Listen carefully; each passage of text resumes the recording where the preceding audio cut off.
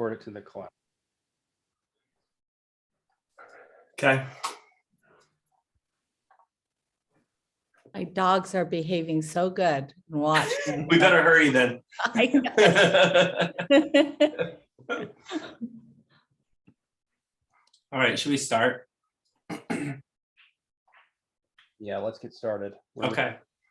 All right, well, welcome to the June edition of the Sugar House Community Council. Thanks for joining us tonight. Shane Stroud's going to run the Zoom. Brandon's on vacation. And I'd also like to thank Will for running it last month. I think he did a great job from what I've heard. So thanks, Will. Let's see. So we have a couple changes to the agenda tonight. We're going to go straight to the fire department before he leaves or has to leave. I think he's on here somewhere. Is Bruce? Yeah, right here. Can you hear me? Yep. Hi there. Well, hello, everybody. Good evening. Evening. I'm happy to be able to join you all tonight. It's crazy that it's June 1st, but, being June, it's Pride Month. And on behalf of the fire department, we'd like to wish everybody, Salt Lake City, the visitors, residents, a happy Pride Month. We are excited. We have a long tradition, and, we're very proud, pun intended, of the support that we offer this important and growing community. We represented well in the events through, down at Washington Square, and in years past, we've been a part of the parade. So, we look forward to, celebrating along with everybody, and hopefully it will go safe and everybody will enjoy themselves. Does anyone have any questions for the fire department? Bruce, they'll ask them at the chat and if they have to, but if you want to stick around for a few minutes, you're welcome to. Yeah, we'll stick around as long as we can. Okay, thank you. Thanks for coming. My pleasure. All right, our detective has to leave here soon, so we're going to go to Sam Fallows. Sam, can you unmute? Yeah, can y'all hear me okay? Yep. Perfect. Let me adjust my camera. All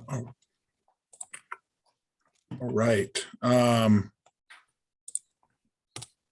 going to put some stuff in the chat like I usually normally like to do on these. Real quick before we dive into the stats, I wanted to talk to everybody real quick about the SLC mobile app. If you don't know about it, or if you haven't downloaded it on your phone yet, please do this. This helps us as a police department.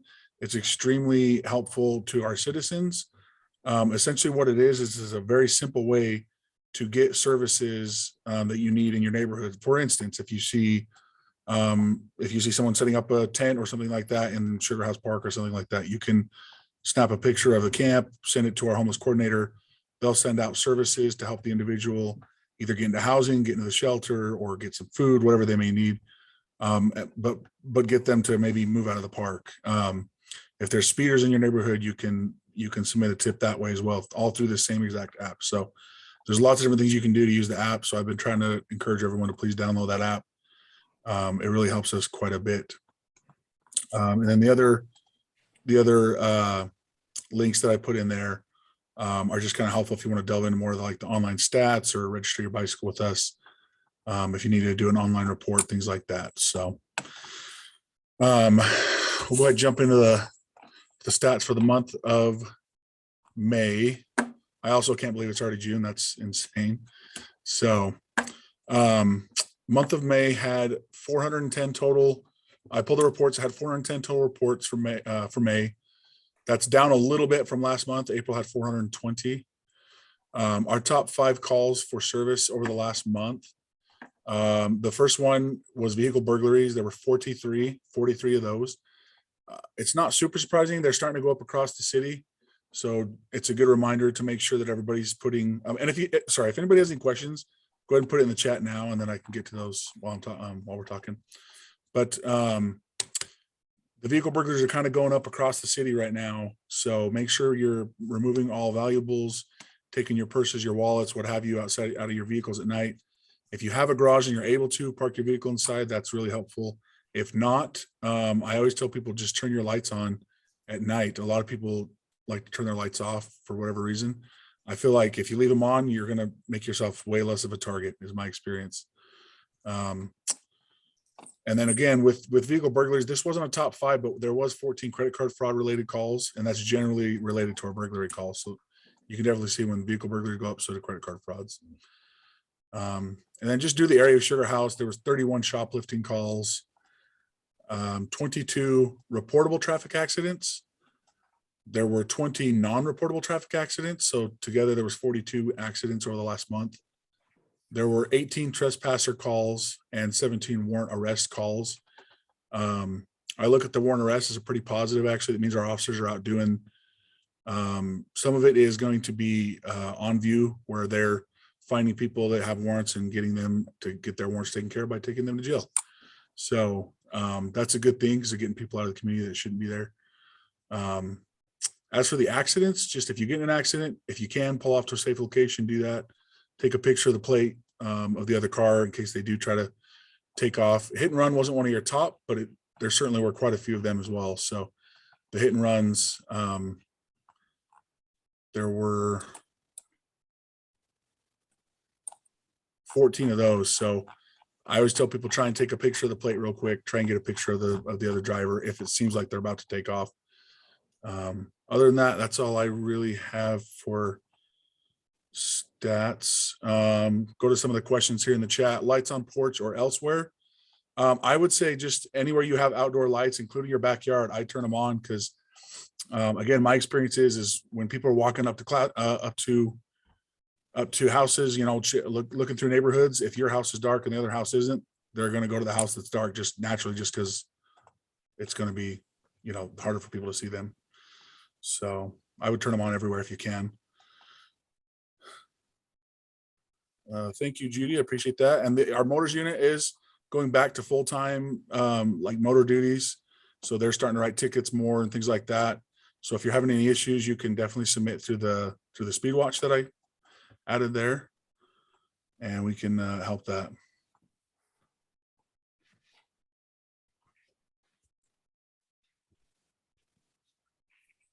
Yeah, I'm super aware of the issues over by the old 24-hour fitness. We are working with the construction / property owners in that area. Fairmount Park it's a challenging area right now. We're doing our best to kind of stay ahead of it. With the summer, it tends to be a lot of people wanting to try and camp out in the parks. And our park squad it's still around, but it's been diminished for a while. And so they're starting to be able, because our numbers are kind of going back up a little bit, they're starting to be able to put people in those specialties again. So the hope is that the park squad can be up and running pretty quick here, so that they can start patrolling that again. I used to be on the park squad, and it was super helpful when we were able to, when we were able to patrol the parks full time. So hopefully they get back to that soon. Other than that, again, the SLC mobile app is really big. If you guys see problems in the parks, problems near the 24-hour fitness, take pictures, send it in. They'll send out the coordinators. They'll send out, and then it gets on the abatement list. That's how things get abated, is it goes through the SLC mobile app. So if you have something in your area that you're like, man, I want that to get abated, please use the SLC mobile app. It will help with that. Hey, If you're Sam, seeing- did you Go see ahead. the question about the catalytic converters? Yep. I'll get to that in just a sec. If you're seeing anything suspicious in your area, please report it to our non-emergency. If you're seeing like any kind of criminal activity, we want to know about it. So like usually those come up as the suspicious person or vehicles calls. And for the month of May, we only had 7 of those. So I'd love to see that number up in like the 20s or 30s, because that tells me that people are calling in, telling us like, hey, there's suspicious people in my neighborhood. That's the best way to get a patrol check right now, because our patrol is so diminished right now. There's just not a lot of time for them to be able to go out and do extra things other than respond to calls for service. So if you need a patrol check, the best thing to do is just call in. If there's something suspicious in your neighborhood, just call it in. The officer will drive through the area, and that'll act as the exact same as a patrol check. The catalytic converters, I think we've seen somewhat of an uptick of that. So again, I think that comes down to just try and have your house lit really well. If you guys are seeing anyone suspicious in the area, just call it in immediately. Like I said, our non-emergency, it's not a big deal. we love to drive through the neighborhoods and check on them. But it is something that has been, I mean, it's been a problem ever since I've been a police officer, truthfully. So 13 years, I've seen catalytic converter thefts pretty much the whole time. So it's not necessarily new, but I do think that we're probably getting more of them lately. So yeah, just be on the lookout for suspicious activity, report it immediately when you can, and then that will help us hopefully be able to get in the area quick enough to get the person either to see us and leave, or if we can make contact with them while they're in the act. Not good for you because your vehicle's still going to get cut, but maybe we can catch them and take them to jail and hold them responsible. So the homeless encampments. So we have a whole team of coordinators that go out. Salt Lake City does. They go out, they make contact with them. They offer them services of different kinds. If they're receptive to services, they try to work with them a little more, get them into the shelters, get them into housing. Some people are not receptive to services at all, and they just refuse to follow the city ordinances or any of those things. And in that case, and or if a camp is just getting so big towards becoming a health department issue, where it's literally a health hazard to the community to be that size of a camp, we've seen those as well, then they will abate the area, which when that happens, they give them plenty of notice to get their things and move out of the area.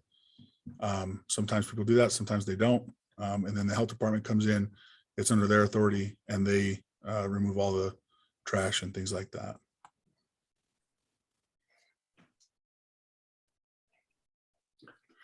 Any other questions for me? Well done, Sam. Thank you. Oh, Judy maybe has a question. Go ahead, Judy. You can unmute yourself, Judy.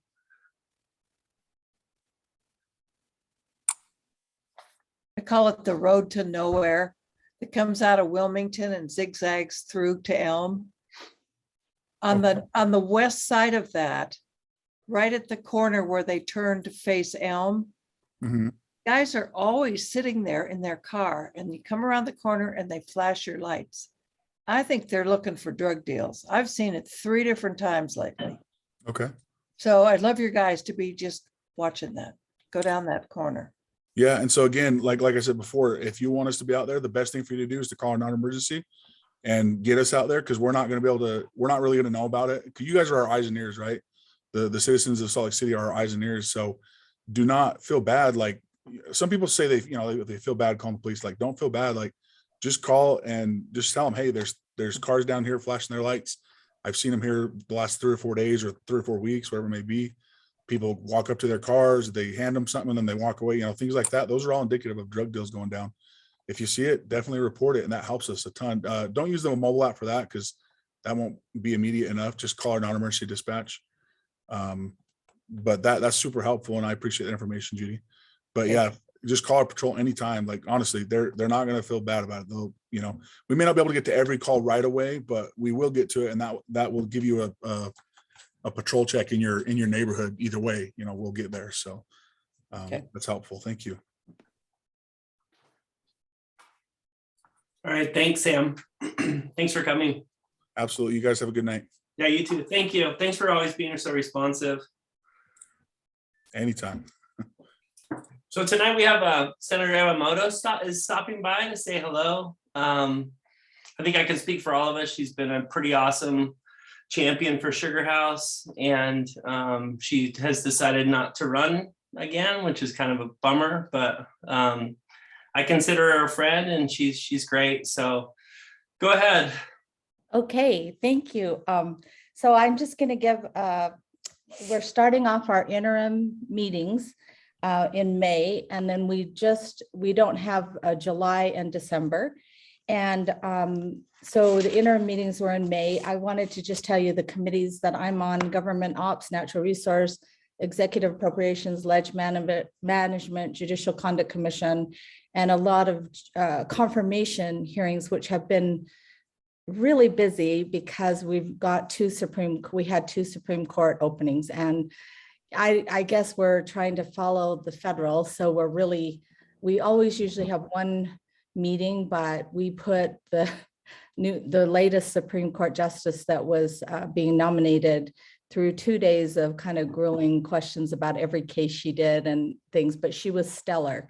And then of course I was just put on the Criminal Justice Data Management Task Force. And I didn't know exactly what it was, but I went there and I loved it. It's co-chaired, one of the chairs is for the CCJJ, and we are looking at data management, making it the same records management across the state. And I'll tell you how this is important. When I'm doing campus safety, this came up because, for instance, the University of Utah is on a different records management system and dispatch system than Salt Lake City, and they need to communicate together.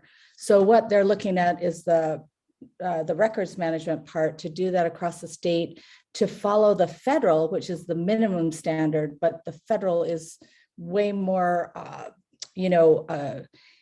more information is put in for hate crimes, for whatever things we have. And with that data, it's going to be very important for our state. So I'm excited with that. We just started those meetings, and the task force is supposed to report, I think, in November. So, and then I just want to say I was in DC and I was able to go to the White House, and I just have to say it was in the, White House in the Rose Garden. And I didn't think President Biden would be there or anyone, because they went to the Buffalo shootings. They went there, but they came back, and it was really inspirational to see, like, Vivek Murthy. He's the Surgeon General, and he was a Surgeon General, and I had met him under the Obama administration. I was on a panel and he was speaking, and I just, sometimes I get really down about what's happening federally, but I really appreciated the commitment, and I don't know how they keep those crazy schedules and all that they do. So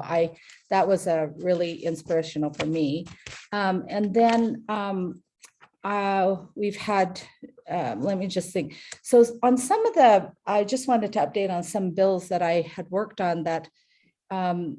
So one was the tribal regalia. And I did that with Representative Ramiro, and we had Chairman Bowe, Woman Bowe of the Paiute, came to us tribes to work on that issue, and it passed. And then there was issues in Jordan School District. So now, I don't know, today in the paper, they've looked at the bill and the policies, and they've allowed Polynesian and different cultures, Iraqi and different people, if they're cultural significant. So that was just in the news a lot today. The other one that's been really the driving speeding amendments I did, and that was really with the Highway Patrol, Colonel Rapich, and UDOT, Carlos Braceros, because just if you saw the number of people going over 100 miles per hour and the deaths that have occurred. And then when I was doing that, Chief Brown asked me to put in illegal speed racing. Now, this bill was not easy. We had opposition because legislators said, I can go 160 if it's a rural road. And, we had all this issue going on. But I can tell you recently, there was that 9-car collision, and there was other things going on with the driver, but it was speed, running a red light. And and that one ended up being a friend of mine's nephew that's he's he's in critical condition, but they're hoping he survives. And so KSL is going to do a story to help people understand this law and why it's important, and so that people don't realize that they're not just hurting or killing themselves, they're impacting other people's lives as well.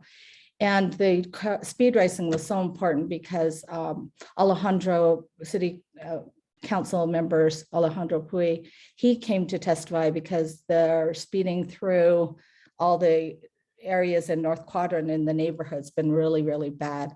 So that one has been just a lot of calls on that. And I had a person from Juab County call about their son.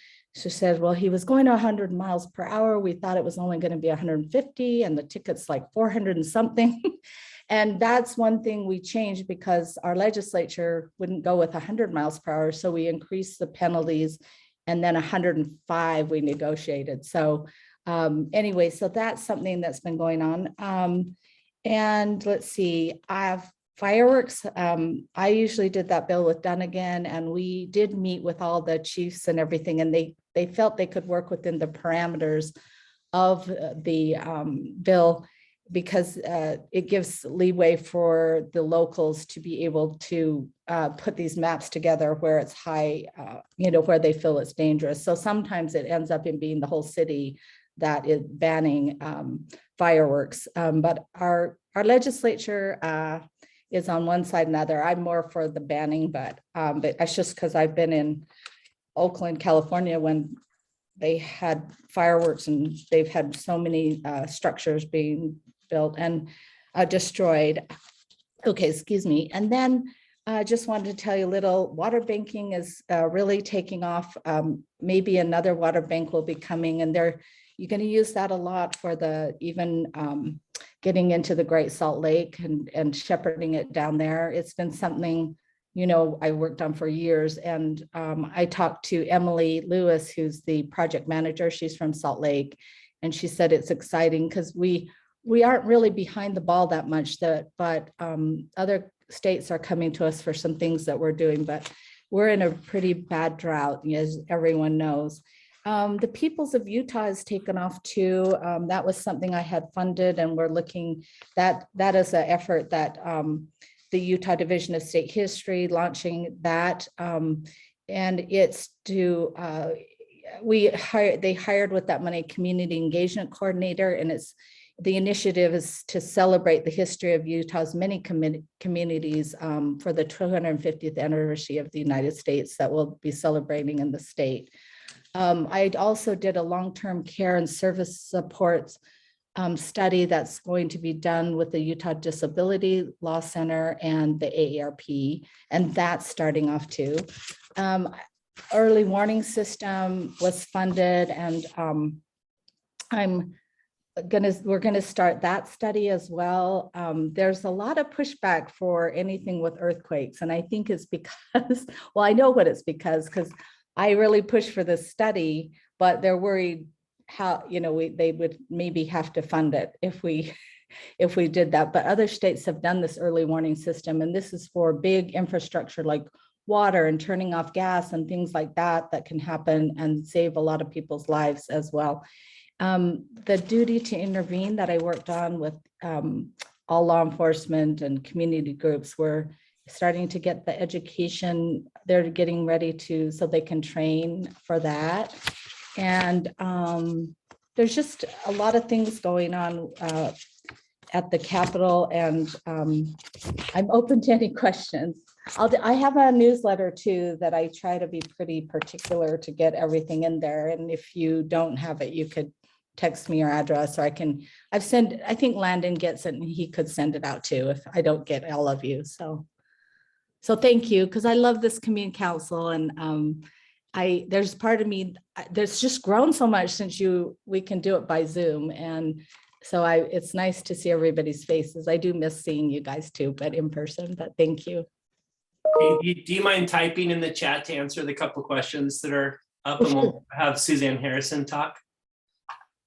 Thank you. All right, so Suzanne Harrison, you can unmute yourself. Oh yeah, you got it. So she's running for county council at large.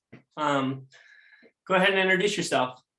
Thanks so much, Landon. Thanks for letting me join you. It's an honor to follow Senator Iwamoto. I am proud to serve with her. I'm currently a member of the Utah House of Representatives. My name is Suzanne Harrison, and I am running for the Salt Lake County Council at large seat. There were a lot of changes in my community in Sandy and Draper with redistricting, as there were in many communities. And while the seat that I represent no longer exists, I am proud to have the opportunity to represent more of my neighbors and hopefully earn your support on the Salt Lake County Council at large. This race is the entire county. I'm the only Democratic candidate in the race. It'll be on the November ballot. I'm challenging a long-term Republican incumbent, and this county council has increasingly taken more and more severe steps to the far right in terms of policies. And that is one of the reasons I'm running. I'm a mom and a medical doctor. I didn't always plan to get involved with politics, but I felt compelled after volunteering in my kids' classrooms that were overcrowded and undersupported, and taking care of patients at the hospital. I'm a medical doctor. My patients frequently complain of trouble breathing because of our air pollution or difficulties with affording their medications that they need. I felt compelled to act. And just like many of you are serving on this community council, we're all doing our part to try and create the kind of future we want for our kids. And in the legislature, I've been a champion of clean air. I've been a co-chair of the Bipartisan Clean Air Caucus all 4 years that I've been in the legislature. I will continue that work on the county council of advocating for clean air and water conservation and smart environmental stewardship that everyone cares about in this community. I've been a fiscal watchdog in the legislature as well, and I'll continue that work of advocating for transparent and efficient use of government funds. And I'll continue the work, my passion in medicine of making healthcare more affordable and accessible in whatever ways we can at the county level. And when first and foremost, working to make sure that we're addressing cost of living issues in whatever way the county can. In my service on the county council, a lot of people are stressed right now with cost of living increases, cost of housing, and I will be an advocate for those solutions that help everyday Salt Lake Countyers, and would be honored to earn your support in this race. I have 2 asks of you. Number 1, this is a huge race. Help spread the word. My name is Suzanne Harrison. I totally cannot do this alone and would be honored to earn your vote and your support. Help spread the word about the race. Number 2, make sure that you vote in November. Vote the entire ballot. Too often, the national level takes up all the oxygen in the air, but in terms of what impacts your day-to-day life, it's your community council, it's your city council, it's your school board, it's your county and state government. It's these local issues that truly impact your life and that you also have some control over. So please vote the entire ballot. And then if you're able to, go to votesuze.com, join us, sign up to be on our email news list. And if you're able to, donate. It's a huge race and I'd be honored for your support. With that, Landon, I'll turn it back over to you, or if people have questions, and I'll put my website in the chat. Thank you so much. Someone was asking what the musical piece is behind you. Oh my gosh, that is my 14-year-old piece. It's in German. Kadenzen und Eingesungen. I don't know.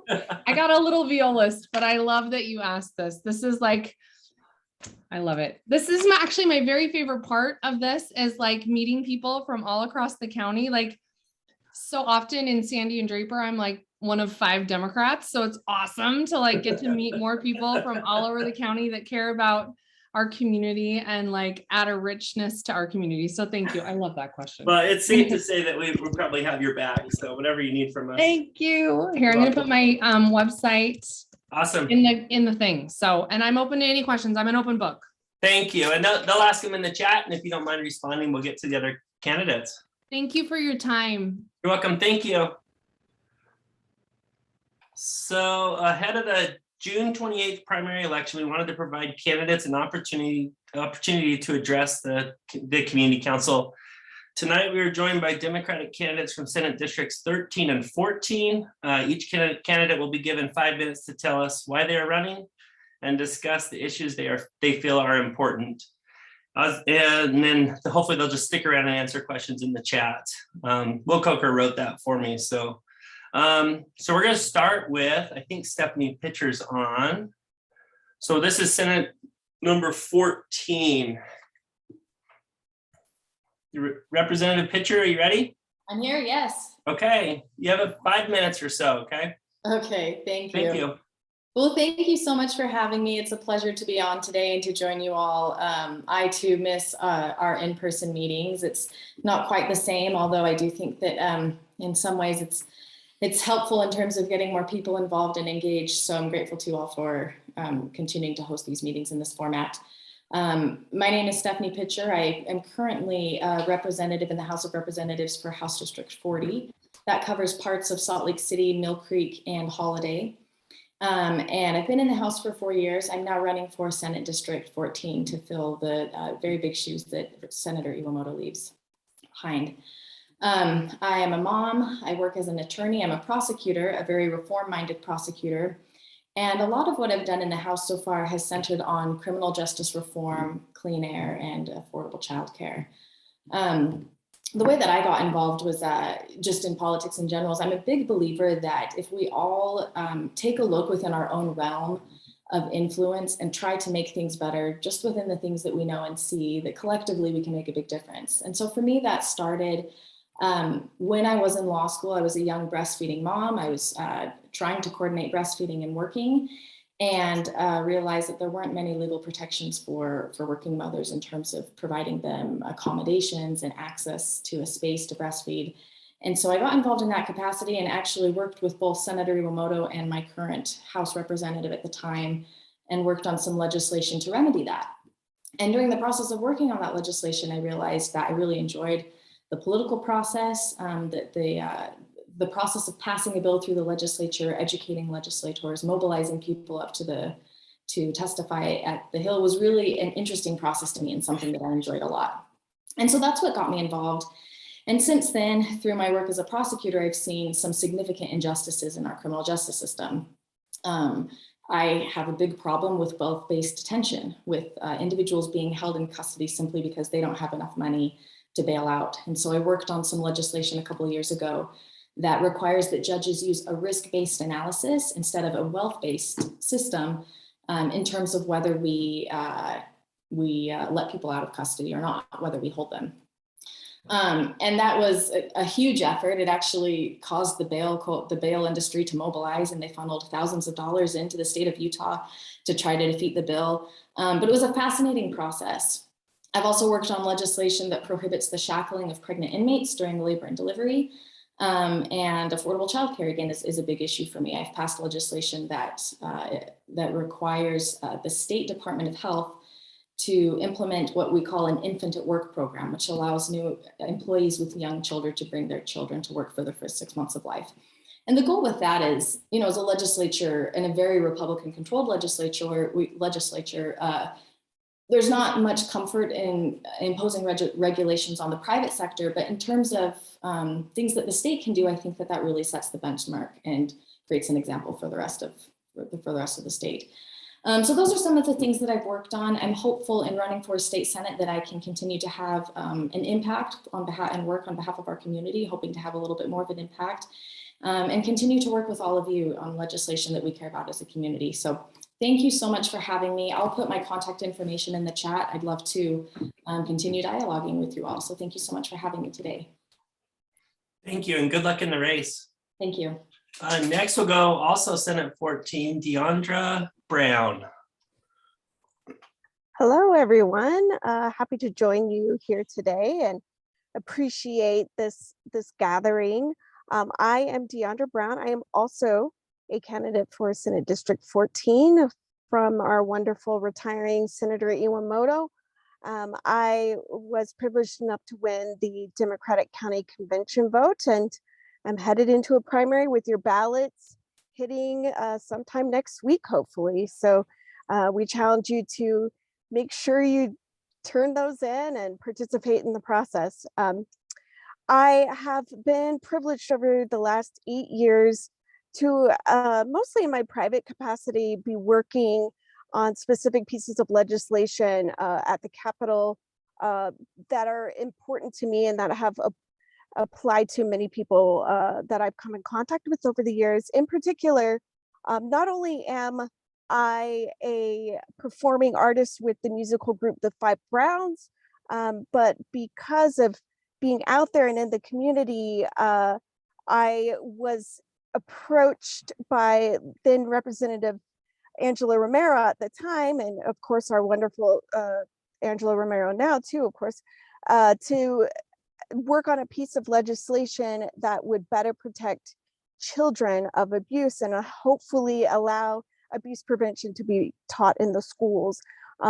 At that time, I had never had the experience of working on a piece of legislation, and the rest is sort of history since then. We took a bill that was had nearly died in committee, and were able to get it through and passed officially. And it is one of the greatest exciting things of my life to see that abuse prevention can be taught here in Utah schools, both to educators and parents, but also to our children. I have pushed for mental health services statewide. I sit on the Behavioral Health Crisis Response Commission, which is a legislative commission with senators and representatives, as well as those who work specifically in these services statewide.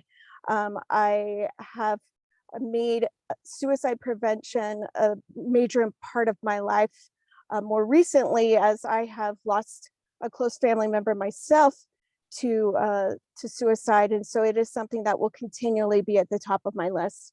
And I am also a mother of a 5th grader daughter here in the Granite School District. And I have continually watched over the last several years in particular, as our teachers have just been more and more burdened by restrictions, and have mentioned to me just in passing as a concerned parent that it's becoming more and more difficult to do what they love and what they have a passion for.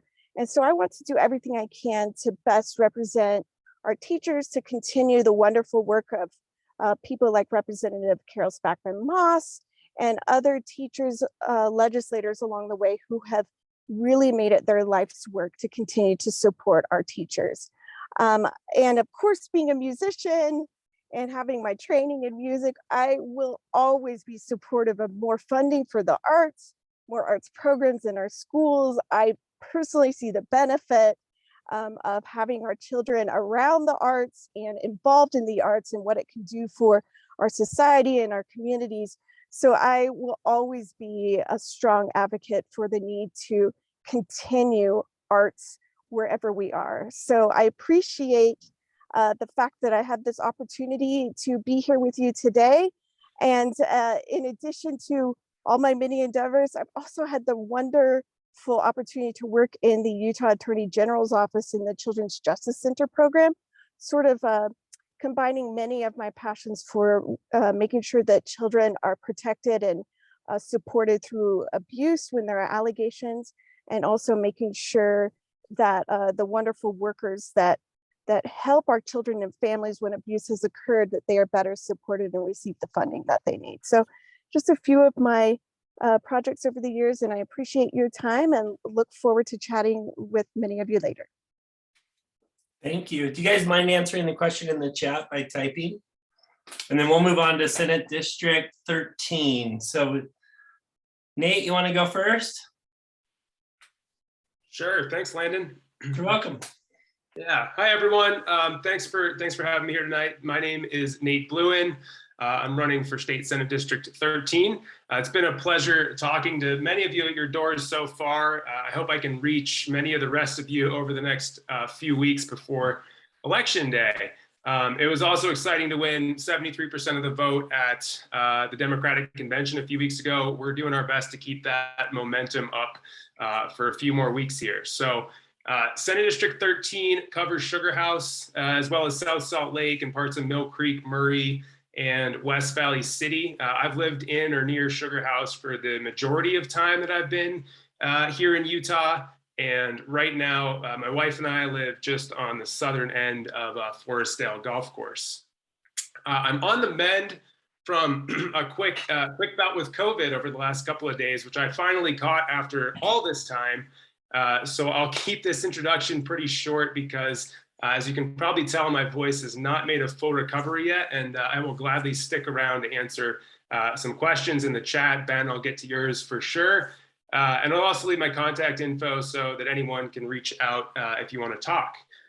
So we've got a whole range of issues that are really concerning to folks right now. Here in the Sugar House area, some of the things I hear most about from residents are related to housing affordability and homelessness. We've got to keep advocating for better public school funding, and there are things we're going to hear more about at the state level pending Supreme Court decisions or federal inaction. Of course, I'm talking about abortion, gun violence, and LGBTQ plus rights.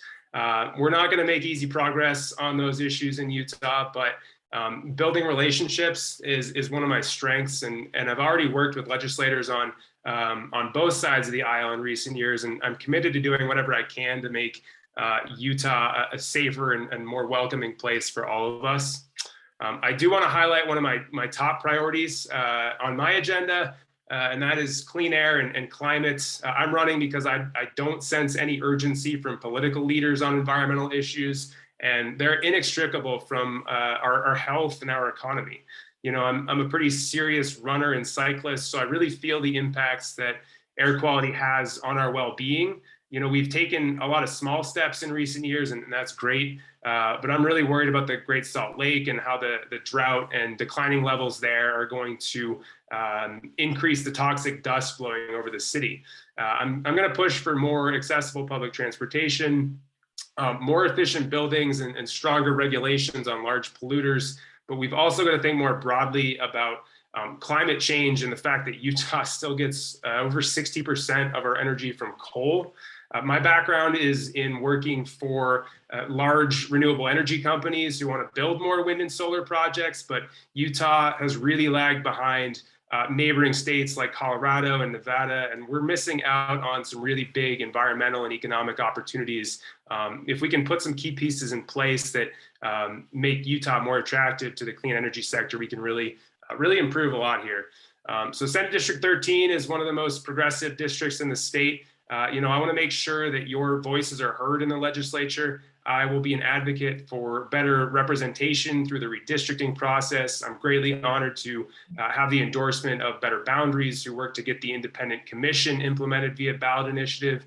I'd love for you to learn more about my campaign on my website, including the other groups and officials who have endorsed me. So please, you can check out nateforutah.com. I'll put that link in the chat. And yeah, thanks to Landon and Will for organizing, and for the rest of you all for running a ship. It's always great here at Sugar House Community Council. You do a really great job representing the community. Thank you. Hey, thank you, Nate. So we'll stick with Senate 14. Senator Davis, you ready? You can unmute yourself. There we go. There you go. We're Senate District 13, used to be 3. It actually has the same boundaries that it has been for the last 10 years. So the one thing is I'm running for re-election because I believe I've been a very effective legislator. I've been able to get a number of bills passed. I've worked on clean air. In fact, I was there when the DEQ was actually created, taken out of the health department and actually given a department status. Worked with the governor, helping Governor Cox understand why DEQ should not be merged in with wildlife and natural resources department. So keeping it as an independent operation. The one thing is yes, we do have some dirty air, but even the EPA has said that we're cleaning it up. It's a slow process because when you take a look at the cars out on the streets, it's going to take time to get those gasoline automobiles off the street and going. It's going to take us all a commitment to get out of our cars and into either electric or an alternative fuel automobile. So clean air has been one of those things and issues that I've worked on for a long time, being recognized by the Utah Lung Association for my work in that area as well. I've also worked hard on making sure that education is taken care of, that we get the funding there. In fact, my debate on the floor against the tax cut of $100 a family, actually, my comment was we need to get the wages up. We're finding out, according to economists, the number one reason that people are having a hard time meeting the cost of housing costs right now, or the shortage of housing. We're short by about 20,000 units. We still need to work on that. We need to put more money into the Olene Walker Trust Fund to build more housing. Affordable housing means you can afford it. It doesn't mean everybody can afford it. And so we may need to take a look at being able to subsidize people to stay in their homes. The other thing is to get wages up. The economists have said that wages are the number one reason that people are having a hard time right now. When you figure that we have a $7.25 an hour minimum wage, and that's what the wages in Utah are based on. We need to get that wage up $15 an hour for minimum wage, and actually get our public employees taken care of. They're so far behind the curve, it's unbelievable. And so we need to address that, as well as our teachers. I've worked on property tax for seniors. The circuit breaker tax is a bill that I've worked on for years, upgraded it, put it into where everybody gets something if they're on the lower end of a fixed income. As a senior, all you have to do is call the Salt Lake County Treasurer's Office to see if you qualify, and now's the time to do that before they establish your property tax rates. So if you know any seniors, if you are a senior, I think that's one of those issues that you want to take a look at. Doesn't matter how much the house is valued at. What matters on the circuit breaker is the fact that your fixed income would qualify, and it can qualify for a percentage cut in that property tax, and we know they are going to go up. I've also worked very hard on making sure transportation is there. UTA does need to do a better job in connecting east to west routes, as well and connecting with the north-south routes, so that we can make sure that people can have access where they live to mass transit. It's one of the keys. We have to pay our people the money for it, and that's what establishes the rate. And the taxpayers alone can't pay for the debts and everything else that we have in place. So I'm running for re-election. I've worked hard in Murray, worked hard in Mill Creek, worked hard in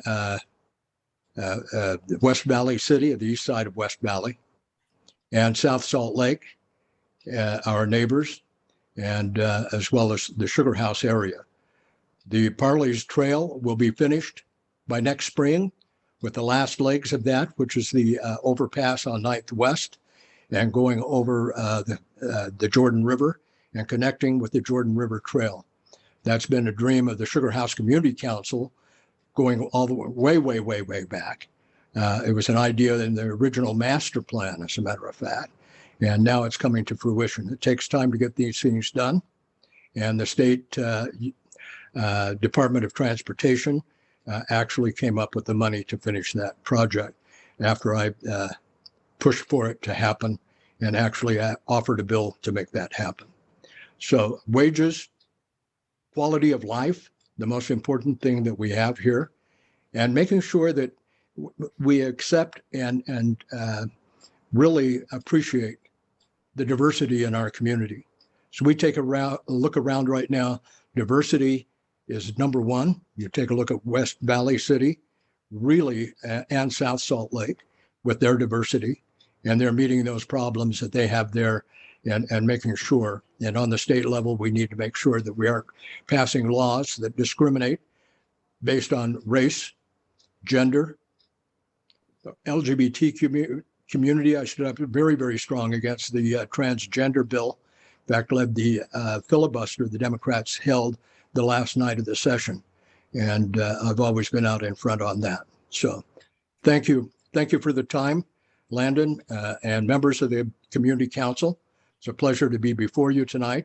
I ask for your vote. If you want to know more of what I've done and some of the speeches that I've given on the floor, please go to votegenedavis.com. And I hope to have your vote Hey, thanks, on Gene. June 28th. Thank you. We placed a memorial plaque on the bench, the bus stop at 1900 East and 21st South in honor of Rollins. If you want to go check it out. I will do that. What Yeah. a great, great man he was. What a wonderful person. Yeah, he was great. All right, well, thank you. Good luck, everybody, in your races. All right, Bill, you ready to unmute yourself?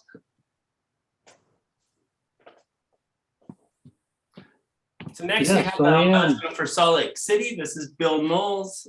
We brought him back because there's some traffic stuff coming up we thought was important for you guys to hear. Yeah, I won't go through the whole list here, but I do have a couple of highlights. And as you mentioned, excuse me, some traffic control developments that are going to be coming up on Highland Drive shortly. And actually, they're in place currently right now, but there will be maybe some adjustments and changes as that project proceeds. There's the utility connections being made at the Sugar Alley project right there on 2150 South. And as part of that, they have to, as the name suggests, connect to the utilities of the building into the main utility lines running down the street. So the first of that is the sewer project connection. They've got 3 connections to make. They make them off of the, the side they actually will be and have been taking down the pedestrian walkways to allow themselves more room and a place to put traffic. But at some point in time, they're going to have to be out in the middle of the road to connect, which is where the main sewer connection is, sewer line. And we're going to be meeting down there again Monday. We've had a meeting out there last Friday. Various iterations of that have been proposed to the transportation department, and it's still yet to be completely figured out. It really is going to require closing at least 1 lane entirely, if not 2. And so we're hoping, I'm hoping and pushing to get that done at night. And they're pushing a little bit back to not do it at night. But we're working towards that goal. And Monday, the contractor and myself will be out there. One of the big question marks right now was what they always find when they open up the ground. So they are just tomorrow, I think, starting to open up the ground there just to the far west side of the roadway. And to what they find under there is a little bit of what's going to be our traffic control mandate in terms of how complicated it's going to be. So that's why there's still a question mark. We're meeting Monday morning after he's had a couple of days down there to see what's underground and what they have to work around. And I'm still crossing my fingers and pushing for a nighttime closure. The detour situations there, none of them are good. So we also have another project coming up on McClellan, still waiting for a final startup date on that, but it's like any minute. So McClellan will be coming under construction, we think, in the next week or 2. And this project, in fact, will take a week or 2. And so another project going up the street on 21st South is the Chick-fil-A new driveway project. So we have a few challenges to address in that immediate neighborhood as to where we can put traffic. And anyway, that's getting to be a long story, but I'm trying to push real hard to get this done. At least the final connection in the center of the road done at night. They then have to follow that up with a water line connection, but that is running more close to where the sidewalk was and parallel to that property, and probably not going to be anywhere near as disruptive as the sewer section, which is the first thing we're having to address now. So that is the highlight or low light, as you will, of the situation as we're looking at it right now. One other quick update, and to add to the, again, possible traffic situations coming up in that neighborhood. Within 10 days, we'll be starting up on the Alcatara project. And they're on Ashton and 11th East, down there at Fairmont Park. So, well, the 24-hour fitness building. They passed all of their permits from the city that was needed. Now they're mobilizing, getting all of their subs put together. Well, they're put together now. They're just getting them now a final date to get down to the site. And he said that they'll be there within 10 days and that work will begin. There'll be some adjustments on that, on those 2 streets, Ashton and 11th East. And it will still allow full traffic north and south to go through, but there'll be some a little bit of restrictions there to work with, as well as pedestrian restrictions. So a very, very busy little neighborhood. And just want to make people aware that we're working very intently to reduce the impacts as much as possible. Right now, the only impact we've had is an elimination of the left turn lane. If you're southbound, left turn lane into Wilmington. And we're even seeing if we can maybe figure out a way to get around that when we meet Monday. So far, it's working pretty well. And frankly, some folks are making a left turn anyway. But the situation is that traffic is moving fairly decently through there right now. And what we're trying to avoid is any kind of a daytime shutdown. So I'll be sure to keep Landon in the loop on that as things develop. So if word needs to be put out, if again, our worst case scenario happens, and it's still possible, and that might be about a 3 or 4 day situation. So I'll let you know how that goes, but that's where we are right now, and we're working really hard to not have the worst thing happen. And I'm still optimistic that that's where we'll be. One major development, there's actually renters are moving into the townhouses there at Sugarmont Apartments on McClellan. I think we can say complete. Yeah, they got all of their, finally, they got all of their 5 years. appliances. That's all it was. Went by like that. Who knew?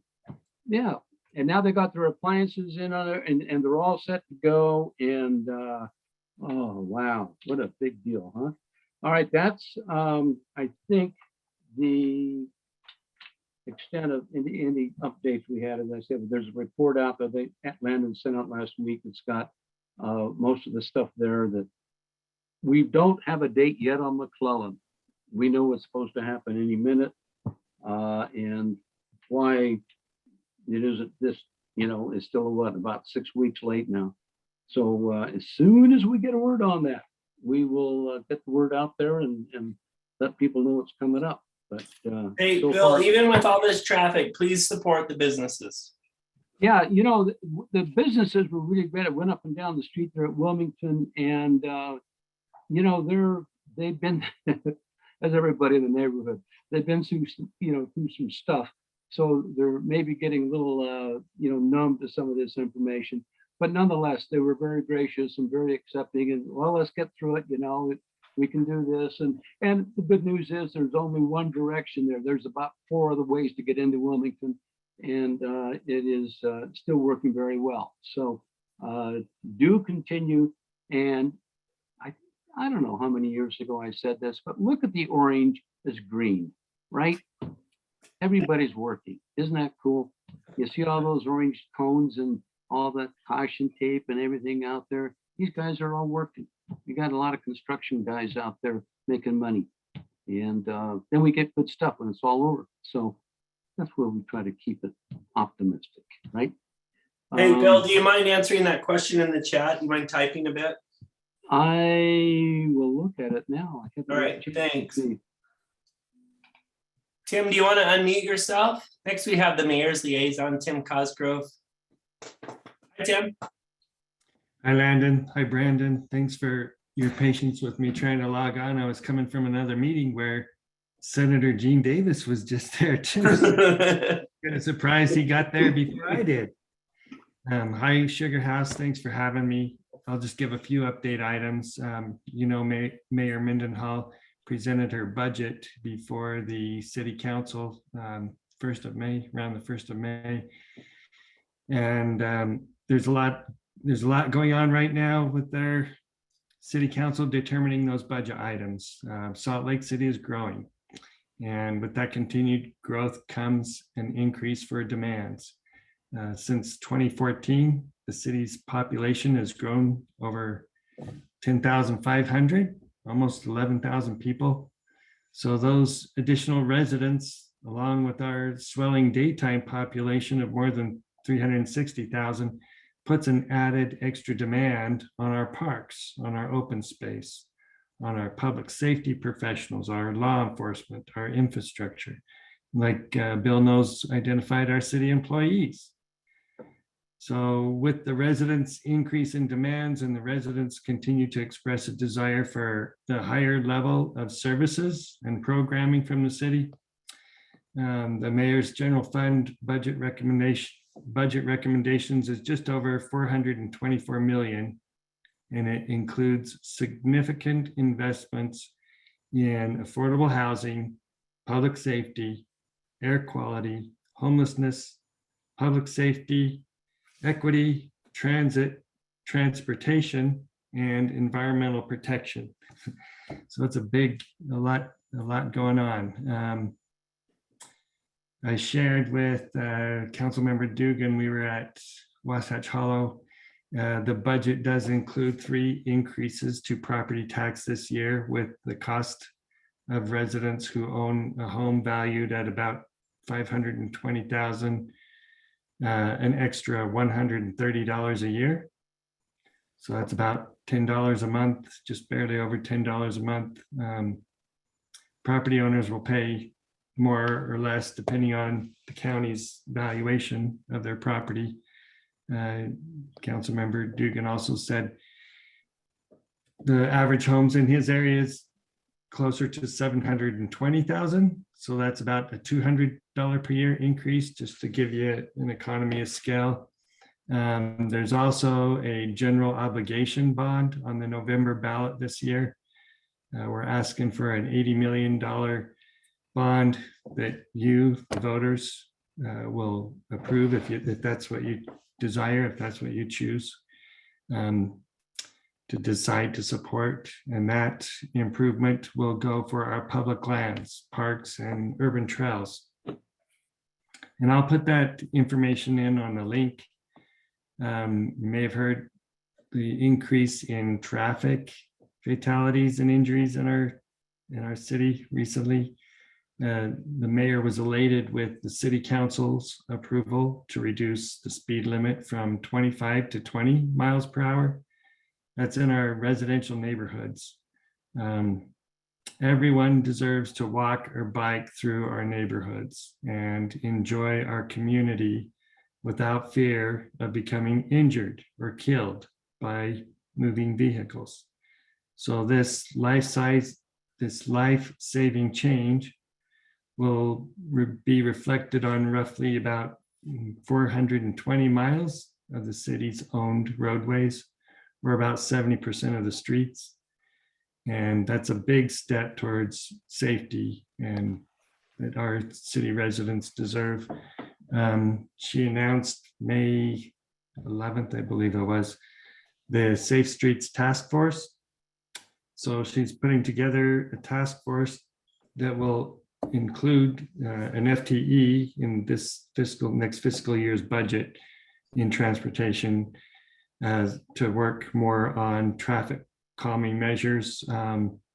It's a more holistic approach for pedestrians and bicycle safety and planning with that traffic calming, crosswalks. And I can put that information in there. We're also revamping our transportation master plan. Bill talked about some of those big projects, but the transportation master plan is the first time that in 25 years that we're looking at some of the changes that we've incurred. It's called Connect SLC, and it's a big document. We're looking for input from our community, from the residents, from the businesses. But this will change the future projects across all modes of transportation. So it's not just roads, but it includes vehicular, public transit, public, pedestrian, bicycle. So I encourage you to get on that link. I'll include that in the chat. And if you can get an understanding and share with our team with what you'd like to see, that makes it better for everyone. I don't remember, Landon, did we have Sarah Javanorik from planning and zoning talk about the affordable housing incentives? She's been to Judy's meeting, the land use committee. Okay, so the city's planning division is considering those zoning amendments to encourage the construction of additional affordable housing. I'll put that link in there. You can, if you have questions, reach out to Sarah. And we have Katie Reiser, our volunteer coordinator in the mayor's office. She alerted me that this Saturday is Public Lands is hosting a Jordan River cleanup for National Trails Day. That's this Saturday. The public's welcome and encouraged to volunteer for the cleanup if you want to come out and join with our public lands team. They have a few sites along the Jordan River that they prioritized for that cleanup, and I think that's it. Be careful with the dry. Now that we've had the rain, we'll have the dry tinder, and be careful for fireworks. I know that's coming up in July. We always the city's not having fireworks this year, but that's always a concern, especially along the foothills. Thanks. And I can answer any questions. Thank you. Do you mind?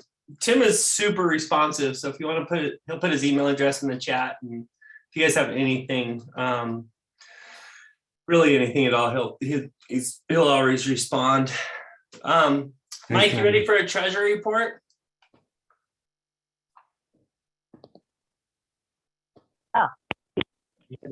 It's really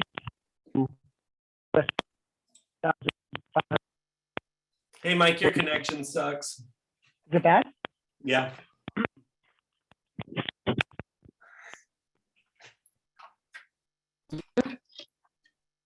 What am I doing now? That's better. Better? Okay. Yeah. All right. US bank accounts balance $7,500.42. Zero PayPal account activity. So not much change from last month, some interest, and I think a $5 deposit there. That's all I've got to report. Thank you. Shane, you want to do a secretary report? Yep, it's me, Shane, masquerading tonight as Brandon Hill. And you're doing a great job. Well, that's kind. I know I told all of you the last time I spoke that we were finished with the bylaws. I hope I can regain your trust in the future, but that wasn't quite accurate. I made just a couple more edits. When I went to send these to the city, I discovered that they have an ordinance that applies to Sugar House Community Council bylaws, to all city community council bylaws. I think our bylaws were actually in line with those, but just to be extra safe, I just made a couple edits, and I'm going to show you that, and then we can vote on them. So the first edit is here in red line. It just says the Sugar House Community Council shall have non-voting members, and membership shall be open to all persons residing or owning property within the area of Salt Lake City described as Sugar House. That's the same provision in our Articles of Incorporation. It doesn't actually need to be in the bylaws under the law, but Salt Lake City's ordinance requires that it is. And so I just went ahead and incorporated that here. The second thing I did is I updated our non-discrimination policy. We had a non-discrimination policy before, which I think was adequate under the city's ordinance, but I recognized when I was looking at it that it did not include gender identity, which is very common in modern non-discrimination clauses and should be included. And so I went ahead and included gender identity in that non-discrimination clause. And then the final change I made is just here to meetings. It says, you'll see in red line, meetings shall be open to the public and provide an opportunity for public input. Again, that's something we already do, and we allow for public input either in-person meetings through oral comments or in our Zoom through chat. But I just added that because that is something that the Salt Lake City ordinance requires be explicit. So those are the three changes. Other than that, there were no changes between what you saw the last time and this. So with that, I promise you, they really are done now. And we can send them to the city and be finished with this saga. But in the meantime, if I could get a vote to approve those changes, just hold your hands up and let me look at everybody on the screen. The trustees, please. Hey Shane, we have to have the most thorough bylaws of any community council. I think that's probably true. We have the most thorough everything. And then if there are any trustees that are opposed to those changes, please raise your hand and just keep it up so I can look at you all. Okay, so that looks like it's passed unanimously and the bylaws are truly finished now. And thank you. That's all I have. Thank you, Shane. I would like to really thank Shane. This was a tremendous amount of work and Shane Brandon has done an awesome job. Thank you. Well, if you don't like the bylaws, you can now blame Brandon. Thanks, Shane. All right, next we're gonna go to Angelina. She's here to talk about circles. Right, so I was trying to figure out how to make this exciting over a Zoom call and informative. And so I was cleaning my kids' rooms and I found some props. So I'm going to use these to make it more fun. So Circle Salt Lake is a charity organization. Our mission is to reduce poverty throughout Salt Lake County. And we do that by building bridges of friendships around people. So if you have a leader, a family leader, it could be a dad, an aunt, a grandma, whoever the leader of the family is. So then we have, our leader and their circle.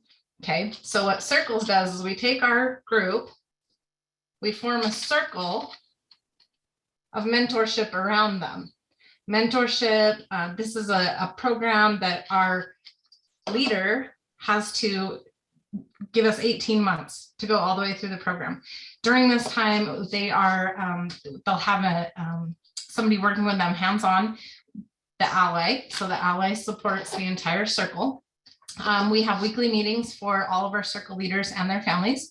So what we're looking for, we have been given a very large goal by the government to increase the amount of circle leaders and families that we are supporting. So one of the really cool things, and these are not my numbers, these are just numbers that I have been given in the past, is it costs the state of Utah approximately $40,000 of dollars, because some of it's not like cash money, to support a family each year that is in generational poverty. It costs Circles approximately $12,000 to take an entire family from generational poverty 200% above poverty level. So that's the goal. And with this 18-month mentorship that they have to agree to, we just give them all the steps, because there are parts of the process that become very difficult. Like when you're running a marathon and you hit the wall, there is an economic wall that they hit where they start making too much money and then they start losing their benefits. And it's really scary for them to make the next step. So sometimes like a 10-cent raise in their income can devastate them and their family. So I'm looking for 3 things, okay?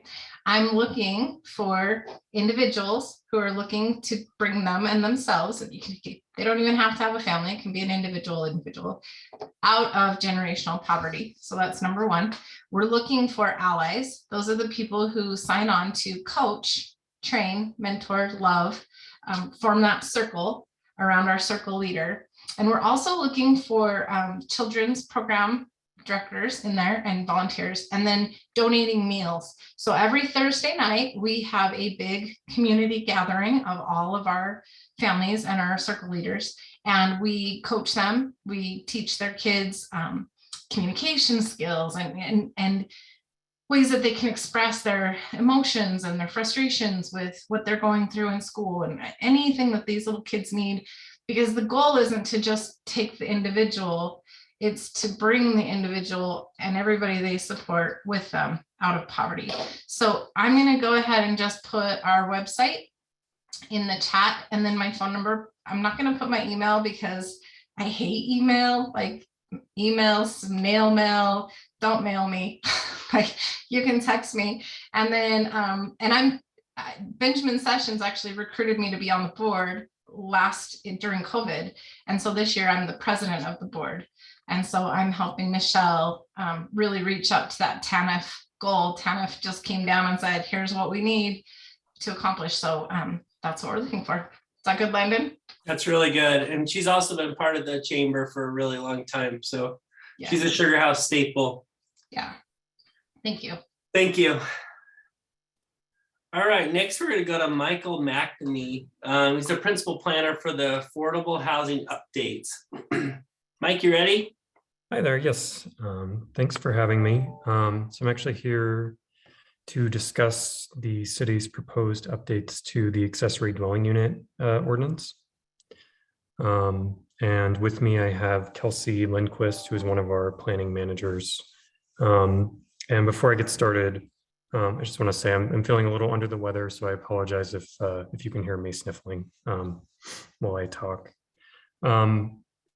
So to provide some context, back in February, the Planning Commission voted to initiate a petition to remove the conditional use that is currently required for detached accessory dwelling units that are constructed in single-family residential zoning districts.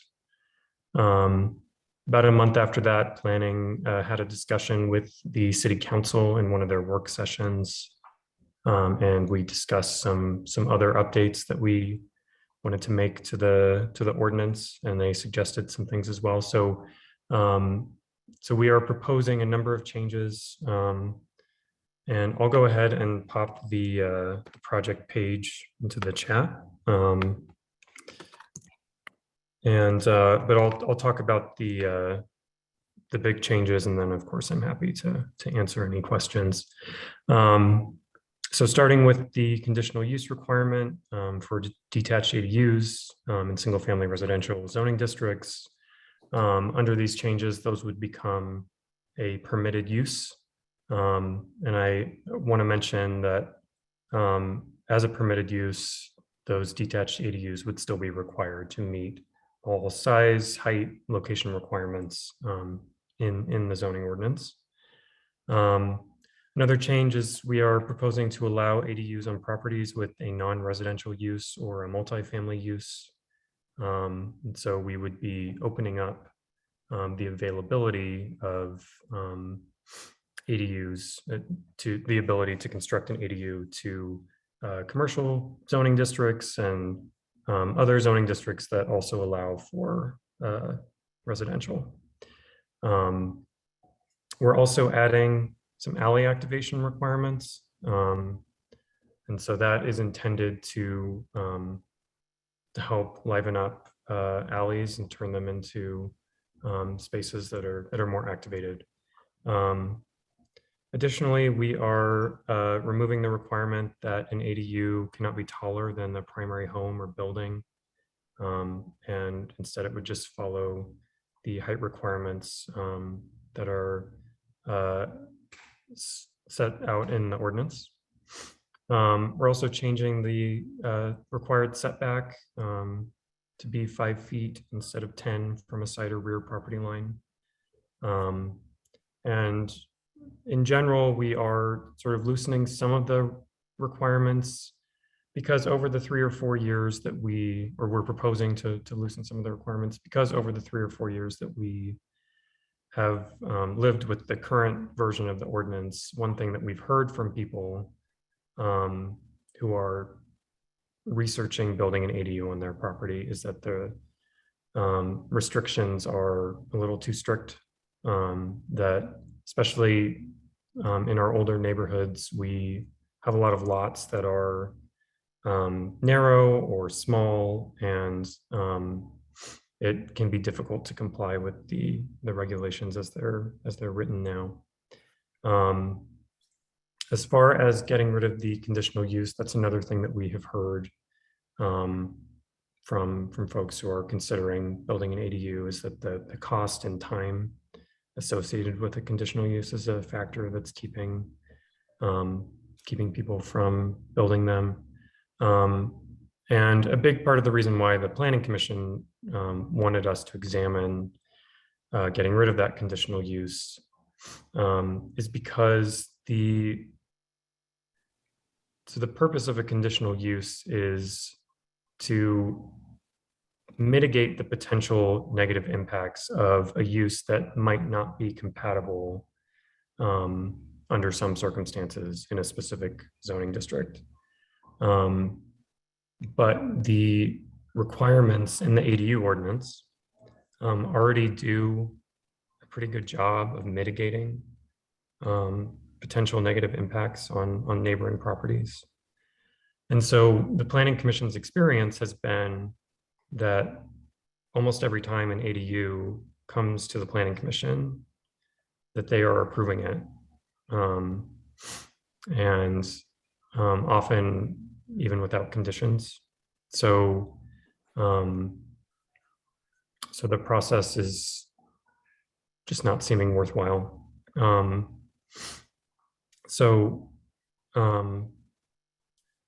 Anyway, so there are a couple of other changes. So as far as the overall size, so right now that is tied to the size of the footprint of the main house. So we're proposing to get rid of that and rather just have a maximum size, which would be 720 square feet, period. Unless the home is on a larger lot, meaning 12,000 square feet or greater, then they might be able to have a larger ADU. I think right now what we're proposing is 1,200 square feet. We would continue to have a prohibition on short-term rentals on properties with an ADU. And right now we have an owner occupancy requirement. And that would be, there would be an exception there for non-residential uses or multifamily uses because those properties are typically not occupied by their owners. So that is kind of the big overview. I will put the project page, the link to the project page in the chat, as well as my contact information. And I can answer a couple of the questions that have come up, Michael. So it's a question about permits and required public noticing or public hearings. If the conditional use process is eliminated for ADUs, there would not be a public hearing or a public notice associated with that.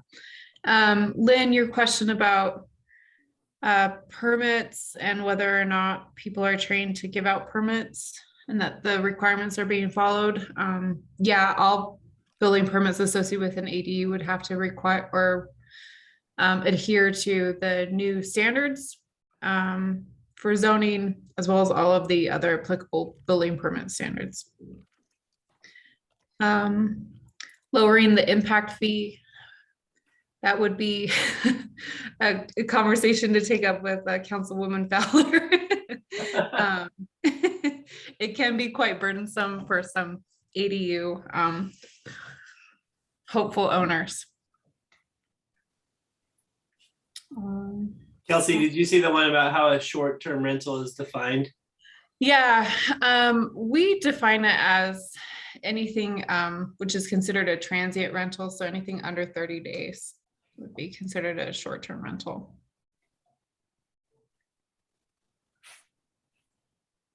And then the one about ADUs and Airbnbs. Oh, that's the same. So an Airbnb would be considered a short-term rental, and that's prohibited for an ADU.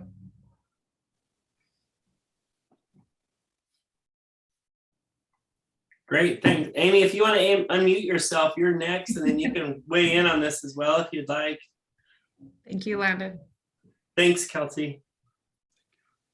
Hi, everyone.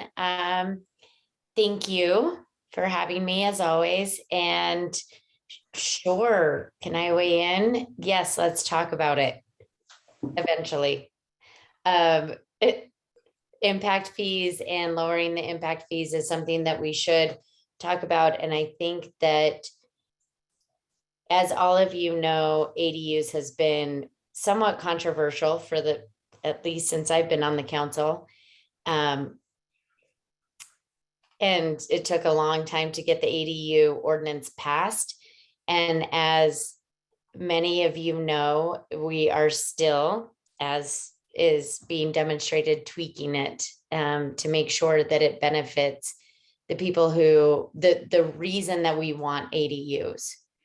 And I think it is incredibly important to come back to the reason that we want ADUs, and that the council approved ADUs is not for short-term rentals. And we understand that there has been a problem, particularly on the Green Street area and in other areas within our neighborhoods, that people are getting ADU permits and then using them as short-term rentals. As everybody knows, we are right now within budget season.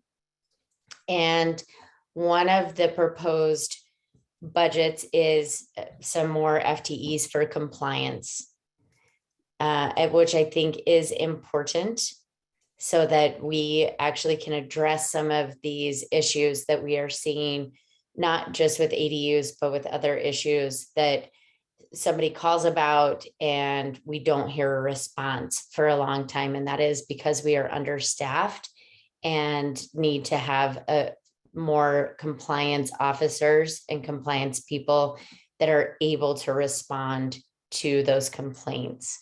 So at this point, looking at lowering the impact fees, sure, I would love to talk about that. There is a very good reason that we have an ADU ordinance, and I am proud of the ordinance, and I'm proud of the team and engineering and Can and all of Michael and Kelsey who are working on this ordinance. But we do have to also understand that there is a compliance issue to it. So I don't think that, in all reality, I don't think that any ordinance that the city gives should be stagnant or set in stone. It's sort of a living document that can change and evolve as we change and evolve and understand what is needed and what we need to be doing. So happy to continue those conversations. As for an update from City Council, as everybody knows, we are right in the middle of budget season, and we are coming up on CIPs. So, sorry, dog and cat are here with me tonight.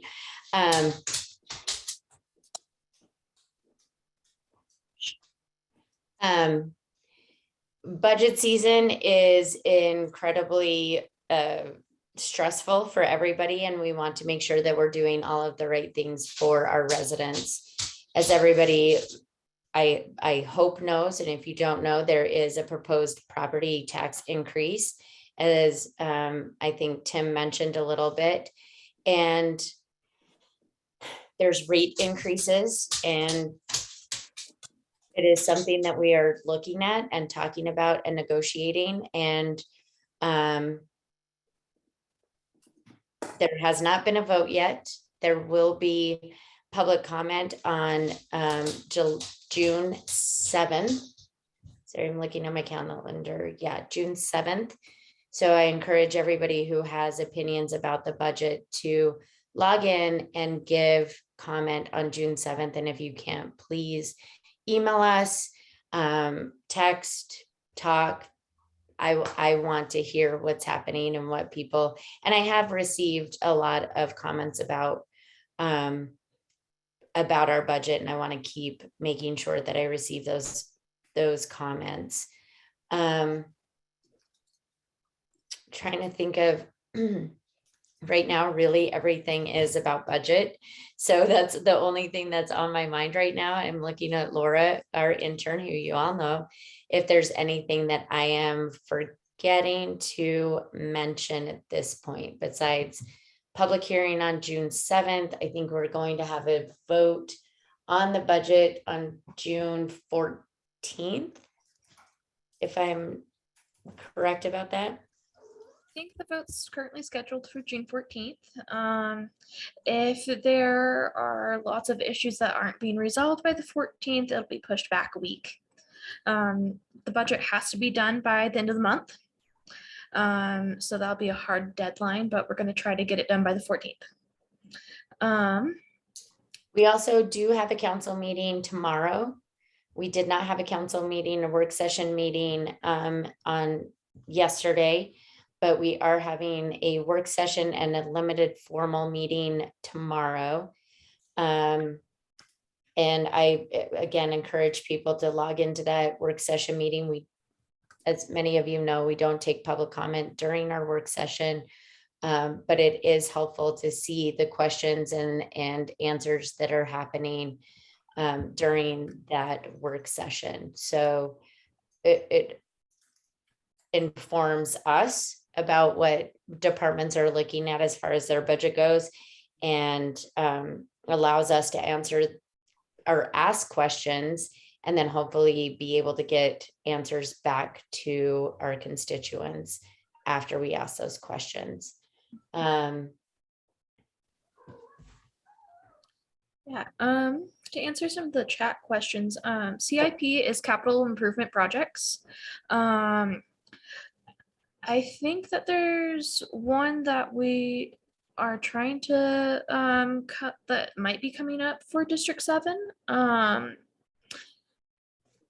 Then I think that most of the big things that are concerning District 7 also concern everyone else in the city, with just property tax increases, rate increases for utilities. Is there anything else, Amy, that impacts District 7?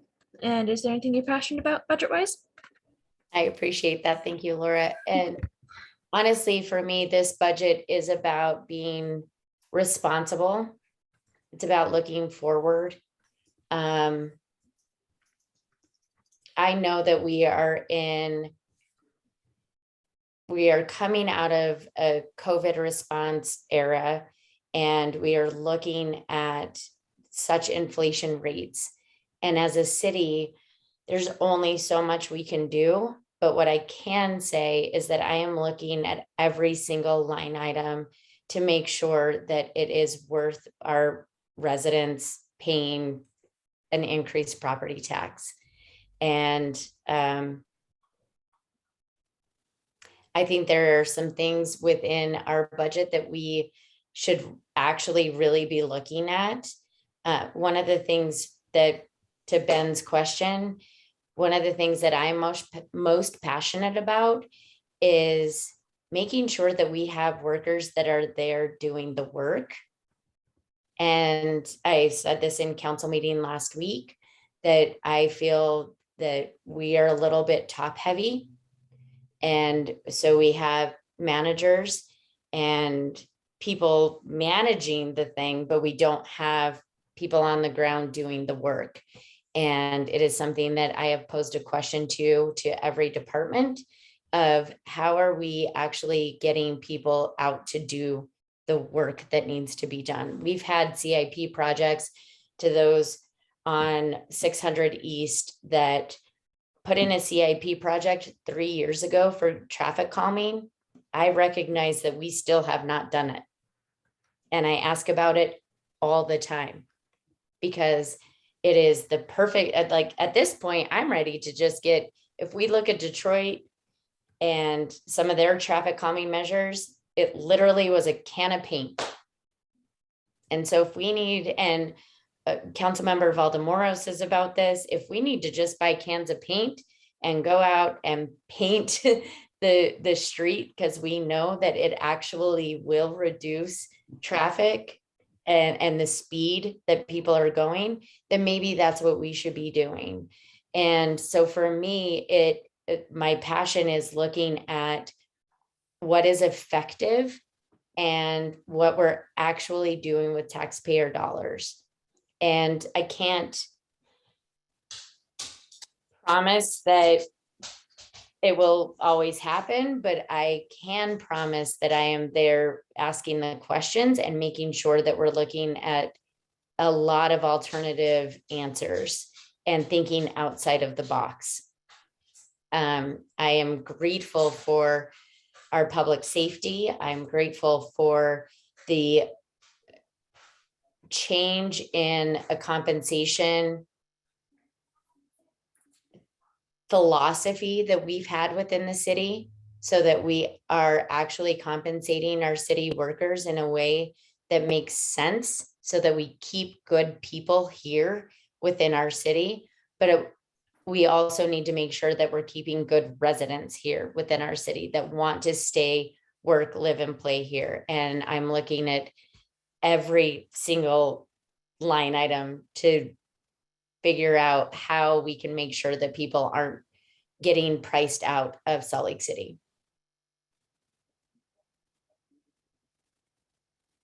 And with that, I don't know that I have other updates. I am planning a golf tournament in September.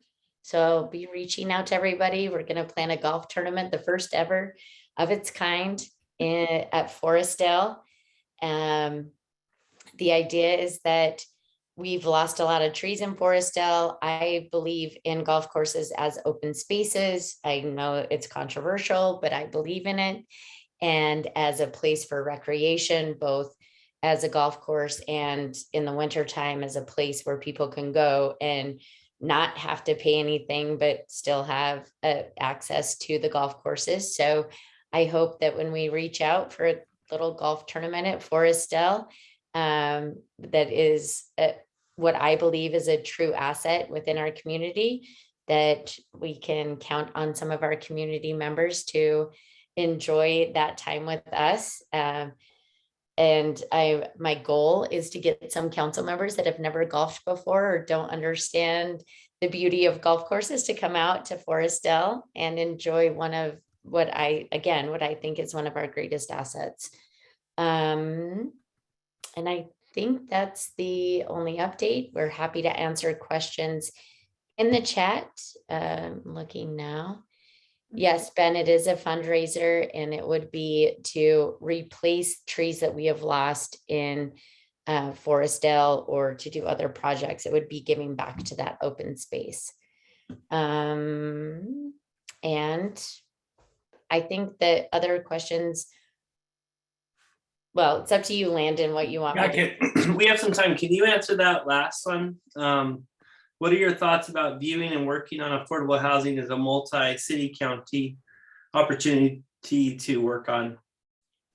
Yes. Okay, let's do it. I think that Salt Lake City gets the burden of affordable housing. We get the burden of the homelessness issue, and we don't get the benefit of monies from the state or the county.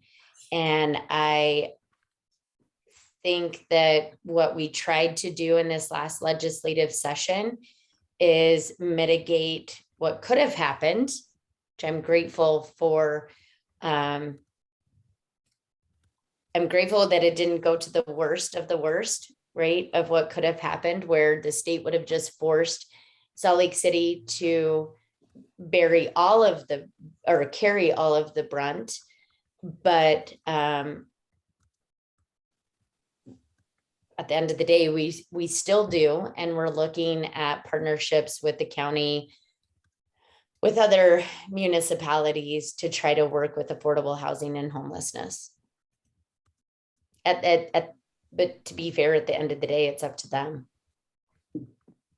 And Ben, no, it doesn't go to the general fund. It would go back into the golf course itself. We're working on how that works as far as donations come. And it like I said, it's the newest and the first ever done thing. So. I think the last update is that redistricting is done. Oh yeah. It finished up last month.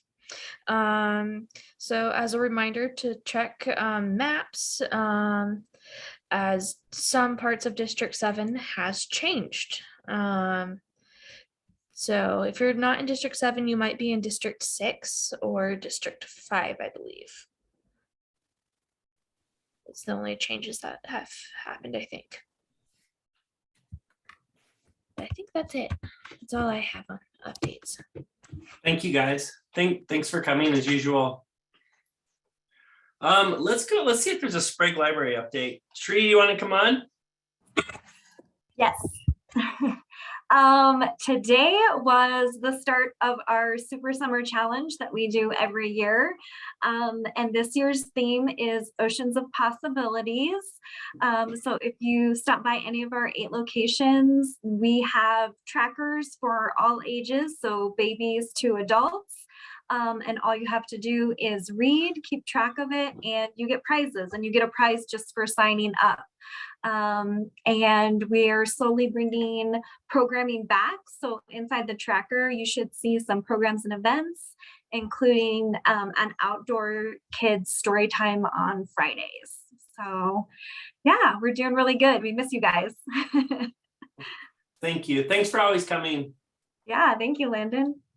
Judy, do you have anything for land use?